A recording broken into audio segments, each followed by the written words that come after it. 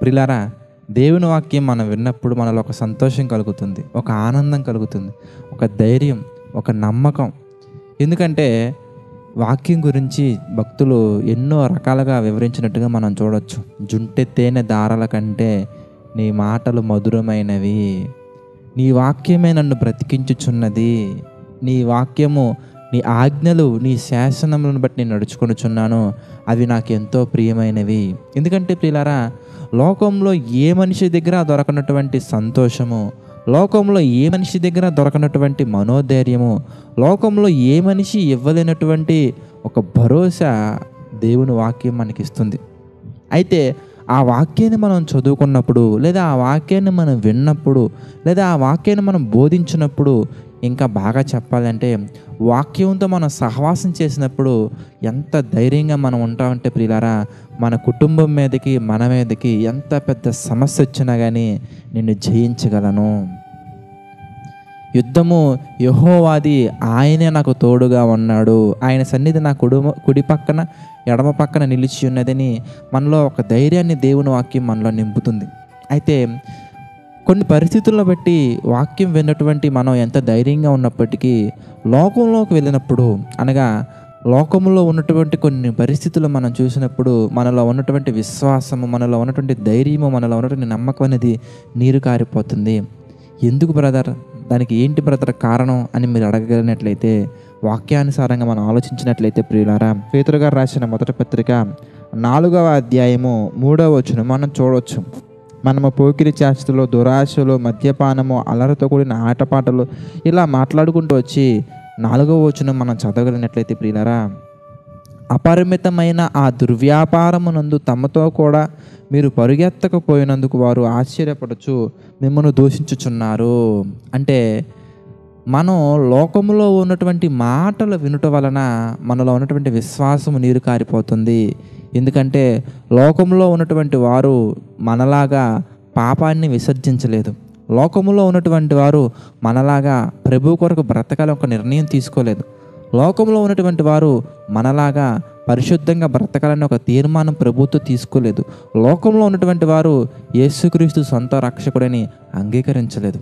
కనుక మనం వారితో పరిగెత్తకపోయినందుకు, వారితో మనం అల్లరితో కూడిన ఆటపాటల్లో పార్టిసిపేట్ చేయనందుకు, వారి వల్ల మనము ధనాపేక్షను కోరనందుకు, వారి వల్ల మనము లంచాలు తీసుకున్నందుకు, వారి వల్ల మనము కామాన్ని ప్రేమ పేరుతో మనం విశ్వసించినందుకు, ప్రియులారా, శరీరేచ్ఛలను కోరుకునేవారు, ధనాపేక్షను కోరుకునేవారు, ఒక రకంగా చెప్పాలంటే పాపాన్ని ప్రేమించే వారి మాట మనం అంగీకరించకపోవటం వలన, పాపాన్ని స్నేహించే వారి మాట మనం వినకపోవటం వలన వారు ఏమైపోతున్నారంట చూస్తే 4వ వచనం, అపరిమితమైనటువంటి ఆ దుర్వ్యాపారమునందు తమతో కూడా మీరు పరిగెత్తకపోయినందుకు వారు ఆశ్చర్యపరుచు మిమ్మల్ని దూషించుచున్నారు.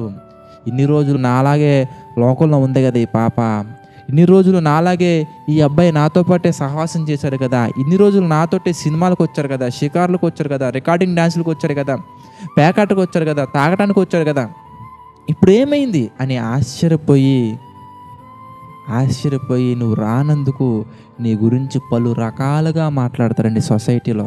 అర్రర్ర గొర్రె బిడ్డ వచ్చేసిందిరా, అది గదిగో దేవుని బిడ్డ వచ్చేసాడు రా, అది గదిగో ఇలా జరిగిపోతుంది, అలా జరిగిపోతుందని మనల్ని ఏం చేస్తారంటే ప్రియులారా, మన గురించి నలుగురిలో మాట్లాడుకుంటూ ఉంటారు, నలుగురిలో మనల్ని తక్కువ చేసి మాట్లాడుతూ ఉంటారు, నలుగురిలో మన వాల్యూ తీసే విధంగా మాట్లాడుతుంటారు, నలుగురిలో మనల్ని ఎప్పుడు పాపం చేస్తామా అని కాచుకొని కూర్చుంటారు. మనం ఏం చేస్తామంటే వాళ్ళ మాటలు చూసి భయపడిపోయి, వారి మాటలు చూసి కంగారు పడిపోయి మనం కూడా వారి వలె పాపం చేయడానికి మనం పూనుకుంటాము. తద్వారా మనలో ఉన్నటువంటి నమ్మకం తగ్గిపోద్ది, తద్వారా మనలో ఉన్నటువంటి విశ్వాసం తగ్గిపోద్ది, తద్వారా సమస్యను జయించాలనే సామర్థ్యం తగ్గిపోద్ది, శక్తి తగ్గిపోద్ది, ప్రభు పట్ల నమ్మకం తగ్గిపోద్ది. ఇవన్నీ మరలా మన పాపపు జీవితాన్ని మరలా తొవ్వి తెచ్చుకోవడానికి దోహదపడతాయి. కనుక ప్రియులారా, లోకాన్ని ఎప్పుడు చూడకండి. ఒకవేళ మీరు వారితో స్నేహం చేయవలసిన అవసరత వస్తే, నెసెసిటీ కలిగితే మీరు వాళ్ళని మంచి మార్గంలోకి తీసుకుని రావాలి, కానీ మీరు వారి వల్లే దుర్మార్గంలోకి చెడు మార్గంలోకి వెళ్ళకూడదు. ఎందుకంటే దుష్ట సాంగత్యము మంచి నడవడిని చెరుపును. మీరు కనుక అలాంటి దుష్టులతో సహవాసం చేస్తే మనలో ఉన్నటువంటి మంచి నడవడి దెబ్బతింటుంది. మంచి నడవడి దెబ్బతింటే ప్రియులారా మనలో విశ్వాసము దెబ్బతింటుంది, మనలో ఉన్నటువంటి నమ్మకం దెబ్బతింటుంది, మనలో ఉన్నటువంటి సెల్ఫ్ కాన్ఫిడెన్స్, ఆశా నిగ్రహం దెబ్బతింటుంది. ఇవన్నీ కూడా ప్రియులారా దెబ్బతింటం వల్ల మనం ఏమైపోతామంటే మన కుటుంబాన్ని మంచి మార్గంలో తీసుకెళ్ళలేకపోతాము.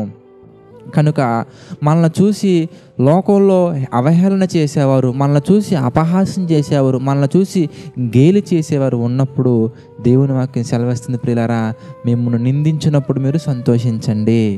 కనుక దయచేసి దేవుని వాక్యం వింటున్నప్పుడు మీరులో వచ్చే ఆ సంతోషాన్ని దెబ్బ తీసుకోకండి. దేవునితో సహవాసం చేసే మీకు వచ్చే ఆశీర్వాదాలని దెబ్బ తీసుకోకండి. దయచేసి దేవుని వల్ల మీకు కలిగే ప్రతి మేలుని మీరు విడిచిపెట్టకండి. అలా విడిచిపెట్టకుండా ఉండాలంటే సింపుల్ లాజిక్, లోకంతో మనం స్నేహాన్ని విడిచిపెట్టాలి. కనుక ప్రియులారా, దేవుడు చెప్పినట్టుగా లోకాన్ని మనం విడిచిపెట్టి లోకానుసారంగా మనం ప్రవర్తించకుండా దేవుని యొక్క ఆశీర్వాదాలు మనందరం పొందుకోవాలని నేను ఆశిస్తున్నాను. ప్రార్థన చేసుకుందామండి. ప్రేమ నమ్మకం కలిగినటువంటి మా తండ్రి పరిశుద్ధుడా, మీకు కృతజ్ఞతాస్తుతులు చెల్లించుకుంటున్నాను తండ్రి.